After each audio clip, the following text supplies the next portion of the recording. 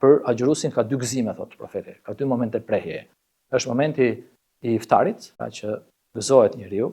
Një aspekt është gëzohet sepse do haj ushqim, por ky është aspekt i thjeshtë i çështjes. Aspekti më i rëndësishëm është që gëzohet sepse ka mbajtur fjalën e dhënë. Pra njeriu rrit ndjenjën e besnikërisë, forcon integritetin e tij, bëhet njeri me karakter. Neve jemi të ndryshëm, kemi prirje të ndryshme, por të gjithë jemi në natyrshmërinë e të gjeturit të mirës, e gjeturit të ekuilibrit.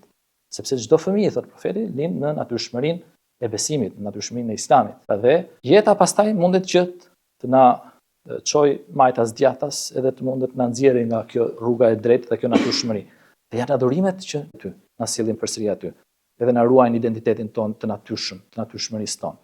Dhe agjërimi pra këtë bëjnë. Pra ne japim llafin Allahut. Dhe gëzimi tjetër, dalim te gëzimi tjetër i besimtarit është kur del përpara Allahut në ditën e Kiametit, kur takon Zotin e tij, thotë, pra dhe ai e ka mbajtur premtimin.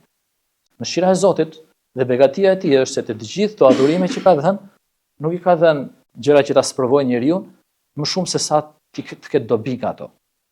Pra të gjithë adhurimet, po ti shikojmë për shembull, në Islam nuk gjen një adhurim që njeriu mos të ketë dobi nga këto adhurime. Ndërsa besimtari i vërtet çfarë bën? Thotë të gjitha këto dobit me një anë. Unë këtë e bëj sepse ma urdhëron Zoti im. Kjo është më e lartë se të gjitha dobit. Por gjitha kanë dobi.